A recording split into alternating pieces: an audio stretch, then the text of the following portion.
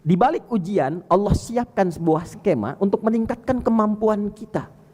Blessing in disguise. Sebagian orang mengatakan, dalam hal yang tidak menyenangkan, ada rahmat di dalamnya. Ini yang penting kita baca. Dan tidak mungkin ujian itu diberikan kecuali sesuai dengan kadar kesanggupan kita dan pilihan hidup kita. Saya ingin masuk di kampus A. Muncul ujian, skema ujian itu sesuai jurusan kita, sesuai kebijakan di kampus itu. Tidak mungkin ada ujian di kampus A, materinya kampus B. Itu mustahil. Anda ngambil jurusan A. Apakah ada orang ngambil jurusan sejarah, ujiannya matematika? Apakah ada orang ngambil jurusan hadis?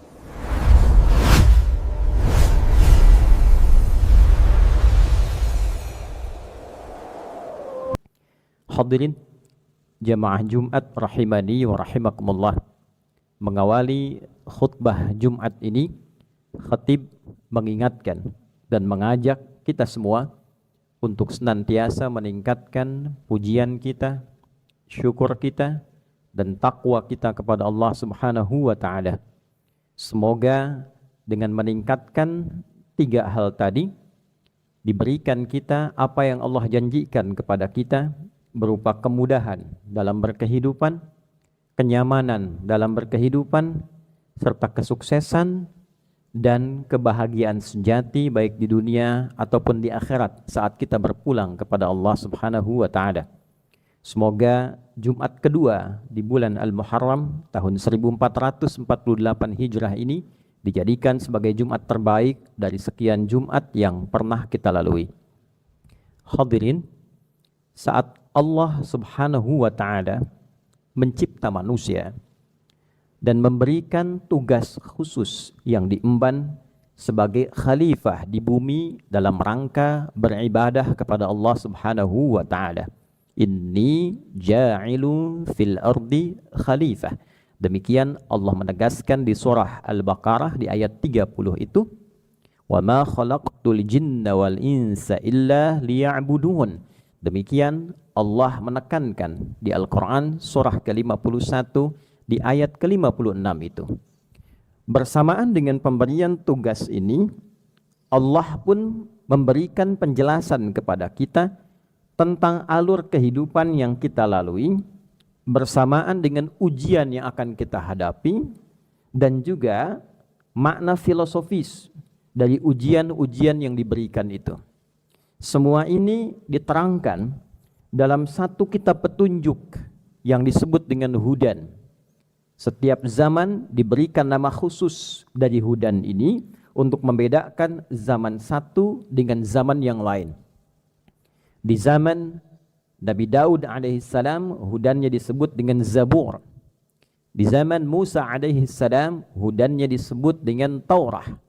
Di zaman Isa alaihissalam, hudannya disebut dengan Injil. Di era Nabi Muhammad sallallahu alaihi wasallam sampai berakhirnya dunia, hudan itu disebut dengan Al-Quran. Syahrul Ramadan alladzi unzila fihi al-Quran hudan linnas. Seluruh hudan ini Allah Subhanahu wa ta'ala sudah lekatkan bersamaan dengan turunnya Adam alaihissalam beserta Sayyidah Hawa alaihissalam. Semenjak turun ke bumi, diberikanlah penjelasan perangkat ini untuk memudahkan menjalani misi di bumi. Maka Allah sampaikan dalam Al-Quran surah kedua Al-Baqarah di ayat ke-38, saat awal mula Adam Hawa diberikan perintah turun mengawali misi di bumi. Allah berfirman, wa qulna bitu minha jami'a. Qulna bitu minha jami'a. Fa imma ya'tiyannakum minni huda. Faman tabi'a hudaya fala khaufun 'alaihim wa la hum yahzanun. Lalu kami firmankan dengan keagunganku, kata Allah, Adam, Hawa turun ke bumi untuk memulai misimu. Bersamaan dengan turunnya engkau memulai misi, maka dilekatkan padamu satu petunjuk kehidupan yang bila itu dipahami, dijalani, maka seluruh misi di muka bumi ini akan didapati dalam keadaan yang menenangkan dan menyenangkan. La khauf, tidak gelisah, artinya tenang. Walahum yahzanun, tidak sedih, artinya senang. Jadi Seluruh bagian kehidupan kita di muka bumi ini sesungguhnya landasannya senang dan tenang. Tidak ada aktivitas yang kita lalui di dalam rumah, di luar rumah, di pekerjaan, kecuali ada sifat senang dan tenang di dalamnya. Dengan catatan kita mengembalikan semua panduan aktivitas itu berdasarkan petunjuk kehidupan tadi. Hadirin, dua petunjuk ini lalu kemudian secara umum diberikan penekanannya pada dua aspek dengan tujuan mengoptimalkan semua potensi dalam tubuh kita agar siap menghadapi misi kehidupan. Maka dua bagian ini dikenal dengan satu dimensi syukur berupa ujian yang didesain untuk mengendalikan syahwat kita saat dihadapkan pada kesenangan-kesenangan yang memungkinkan kita bergeser dari misi kehidupan yang kita emban di dunia ini.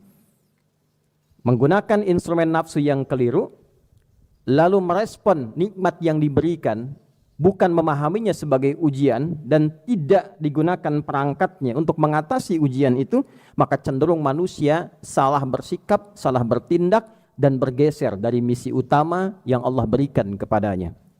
Seringkali orang melihat bahwa bertambahnya harta itu sekedar nikmat, padahal konsep kehidupannya itu ujian.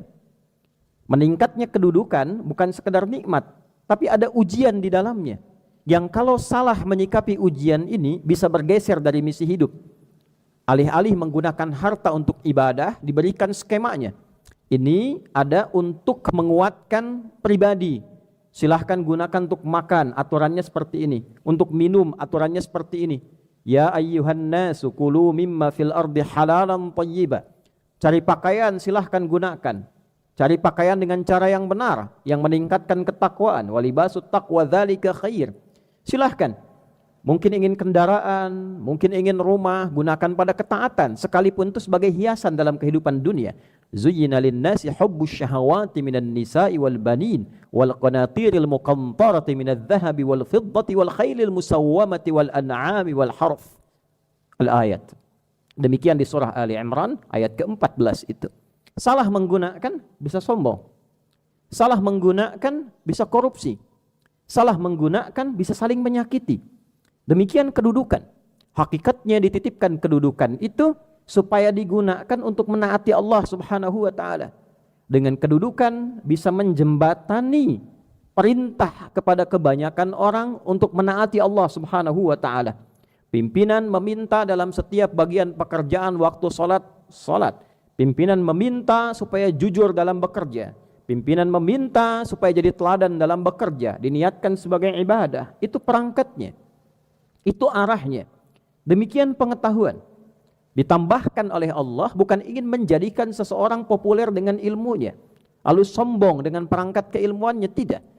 Bagaimana ilmu itu bisa dibagi dengan khalayak umum sehingga memberikan bimbingan setiap orang untuk cepat sampai pada tujuan.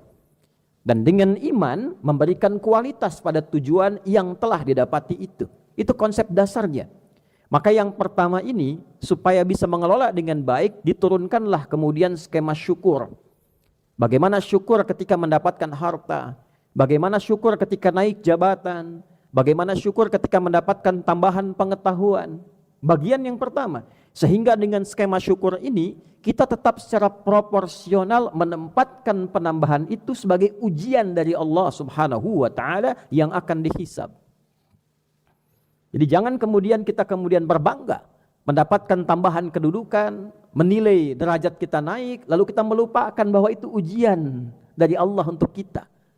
Ada perangkat kebaikan yang mendukung peningkatan ibadah kita di hadapan Allah Subhanahu wa taala. Itulah sebabnya banyak orang saleh dulu ketika mendapatkan titipan yang pertama dia mengatakan inna lillahi wa inna ilaihi raji'un. Umar bin Abdul Aziz, ada yang mengatakan ini khalifah yang kelima, saking salehnya, taatnya, dekatnya dengan Allah, ibadahnya yang luar biasa. Ketika dilantik pertama kali kalimat yang keluar inna lillahi wa inna ilaihi raji'un.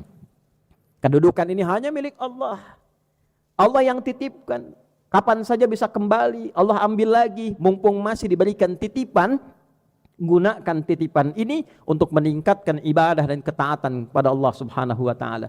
Maka ketika berhasil itu diangkat oleh Allah, diapresiasi dalam konteks dunianya, diabadikan namanya dalam perjalanan kehidupan, dan baik harum namanya dalam kehidupan yang lainnya. Hadirin, ini cara menyikapinya. Nah, yang kedua, desain yang kedua ini ditampilkan oleh Allah dalam kehidupan kita untuk mengoptimalkan potensi-potensi kita mengatasi berbagai persoalan hidup. Yang pertama, mengontrol nafsu supaya arahnya benar. Yang kedua, menguatkan potensi kita. Mesti keluar potensinya untuk mengatasi persoalan-persoalan lain dalam kehidupan. Itu yang sering kita sebut dengan ujian. Padahal hakikatnya ujian dibagi dua. Ada ujian yang kita lihat menyenangkan, syukur skemanya. Ada ujian yang menurut kita kurang menyenangkan. Maka yang kedua ini skemanya adalah sabar. Dua-duanya musibah. Semua yang kita alami secara bahasa, makna umumnya disebut musibah. Ma asabana fahuwa musibatun. Apa yang kita alami, yang menimpa kita, itulah musibah. Nahnu musabin. Ana musab bihadza. Saya diuji, ditimpa dengan ini. Kita mendapatkan hujan, kita mohon pada Allah supaya hujan yang menimpa kita jadi kebaikan. Allahumma sayyiban nafi'a. Sayyiban itu yang menimpa kita, seakar dari kata musibah. Nah, pada bagian kedua ini yang sering kita sebut dengan musibah, diasosiasikan yang gak enak saja. Kehilangan sesuatu, musibah. Menghadapi masalah, musibah. Nah, hadirin, skema yang kedua ini menarik sekali, diurai oleh Al-Quran, ditampilkan dengan pola yang sama seperti yang pertama, tapi jenisnya, bentuknya berbeda.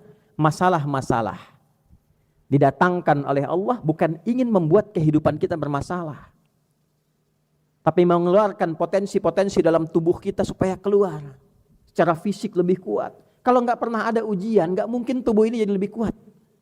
Anak kecil ingin berdiri dari merangkak, diuji dulu. Kadang terjatuh. Ingin berjalan, diuji dulu. Pelan-pelan jatuh. Ingin berlari, diuji dulu.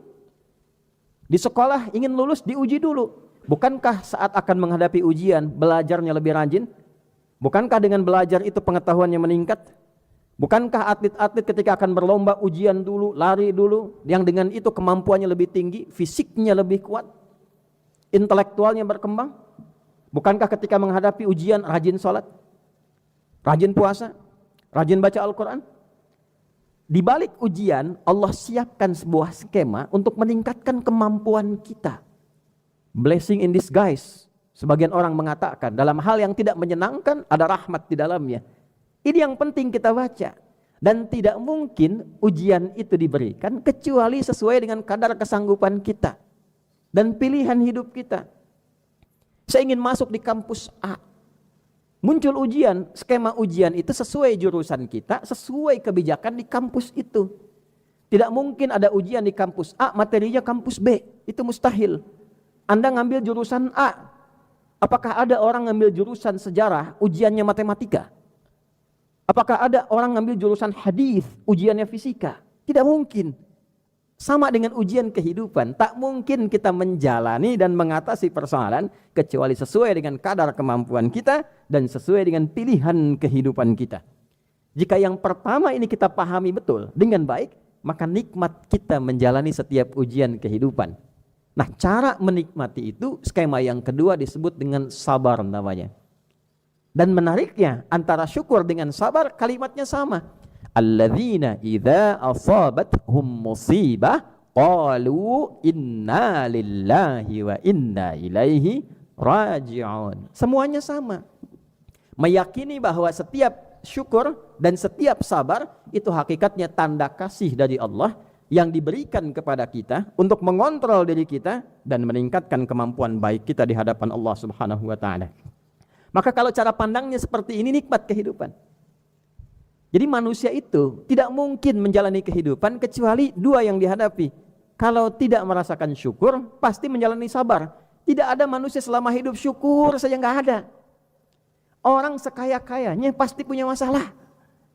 Orang setinggi-tingginya sampai puncaknya dalam kedudukan, dia bisa menjadi pejabat duniawi, dari mulai wali kota misalnya, dari mulai bupati misalnya, gubernur, menteri sampai presiden pasti punya masalah.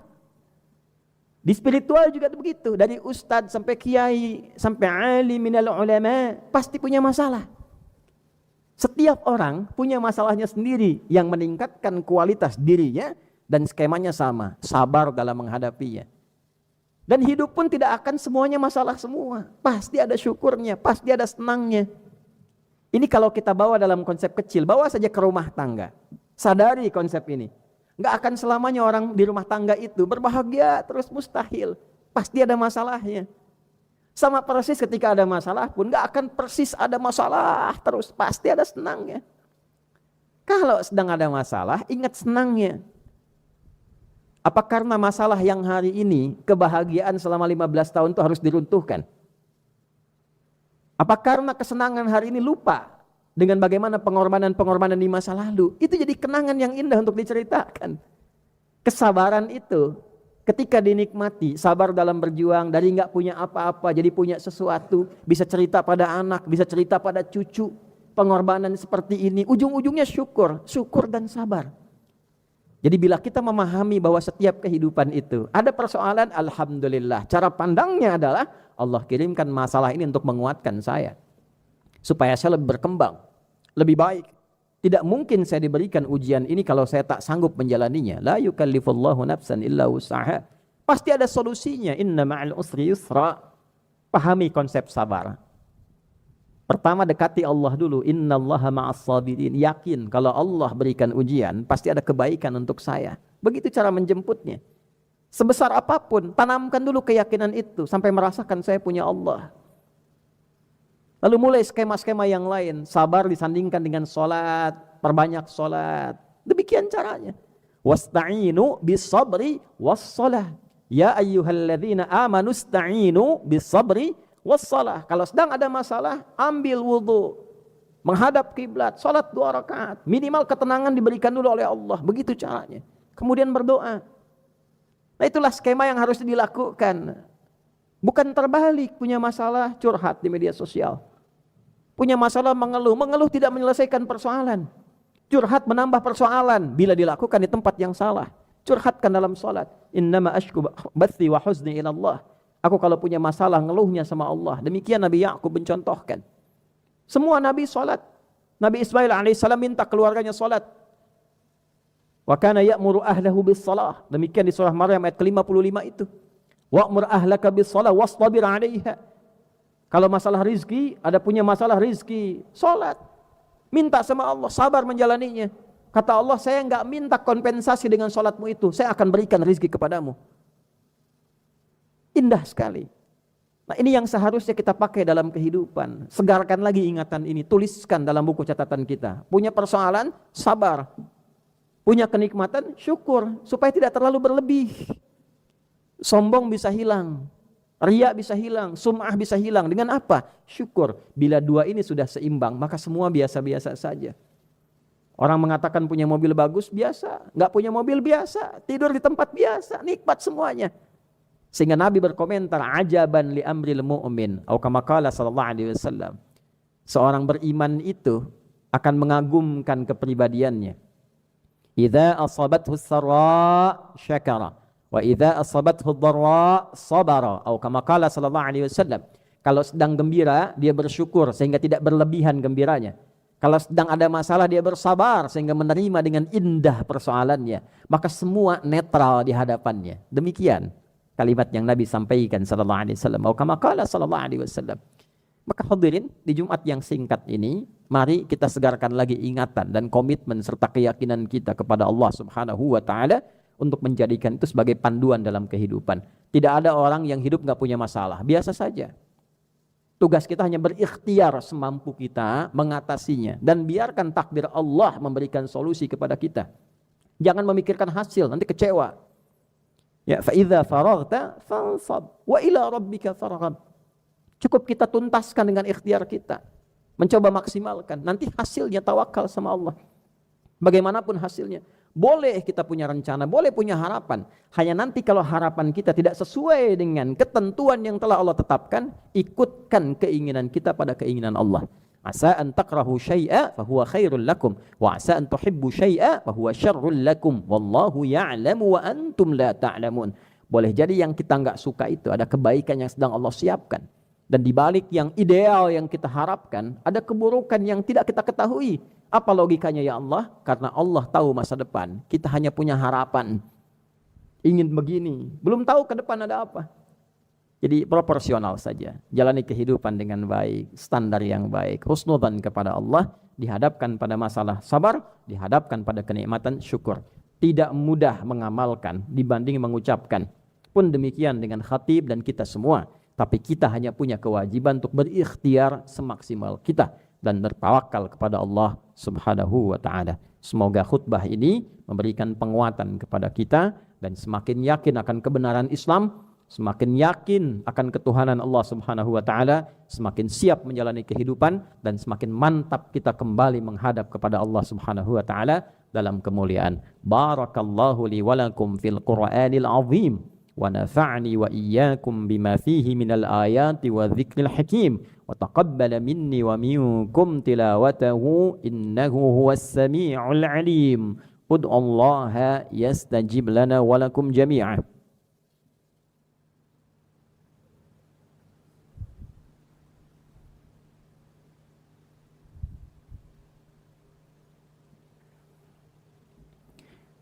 Alhamdulillah, nashhadu an la ilaha illallah wa nashhadu anna Muhammadan Rasulullah.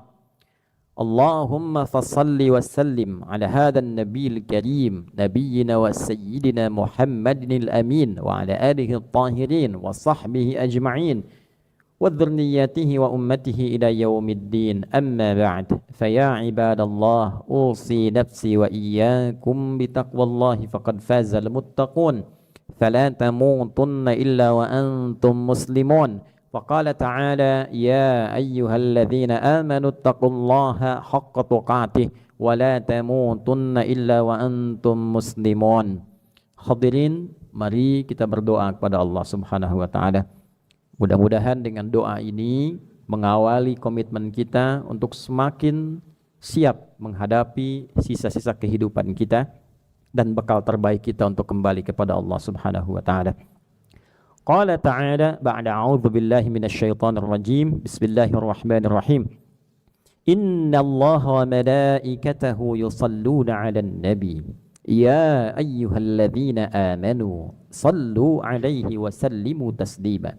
Allahumma salli wa sallim wa barik ala hadzal nabiyil karim ar-rasulil amin nabiyyina wa sayyidina Muhammadin wa ala alihi wa sahbihi ajma'in. Allahumma nahmaduka hamdan syakirin hamdan na'imin hamdan yuwafi ni'amahu wa yukafi'u mazidah. Ya Rabbana lakal hamdu wa lakal syukru kama yanbaghi li jalali wajhikal karim wa li 'azimi sultanik. Allahumma ighfir lil muslimina wal muslimat wal mu'minina wal mu'minat الأحياء منا والأموات إنك سميع قريب مجيب الدعوات ويا قاضي الحاجات. ربنا لا تدع لنا في مقامنا هذا وفي كل مقام ذنبا إلا غفرته ولا هما إلا فرجته ولا دينا إلا قضيته ولا مريضا إلا شفيته ولا عسرا إلا يسرته ولا حاجة من حوائج الدنيا والآخرة فيها لك رضا وفيها لنا الصلاح إلا قضيتها يا أرحم الراحمين. اللهم احفظ بلادنا أندونيسيا واجعلها بلدة طيبة وأنت ترضاها واهد رؤساءها وأمراءها ليهتدوا إليك يا أرحم الراحمين وليخففوا حسابهم يوم القيامة يا رب العالمين. اللهم بارك هذه المدرسة مدرسة أخيار وبارك العاملين فيها من الأساتذة والمشرفين والطلاب والمؤسسين يا أرحم الراحمين إضافة إلى معهد ميرا يا رب العالمين. اللهم اجعلنا من الصابرين الشاكرين. اللهم اجعلنا من الصابرين عند البلاء ومن الشاكرين عند الوفاء. اللهم ربنا آتنا في الدنيا حسنة وفي الآخرة حسنة وقنا عذاب النار. وصلى الله على سيدنا محمد وعلى آله وصحبه أجمعين. وآخر دعوانا سبحانك اللهم ربنا وبحمدك نشهد أن لا إله إلا أنت نستغفرك ونتوب إليك وانصر إخواننا في فلسطين يا أرحم الراحمين. وآخر دعوانا أن الحمد لله رب العالمين. عباد الله إن الله يأمر بالعدل والإحسان وإيتاء ذي القربى وينهى عن الفحشاء والمنكر والبغي يعظكم لعلكم تذكرون ولذكر الله أكبر والله يعلم ما تصنعون أقيموا الصلاة يرحمكم الله.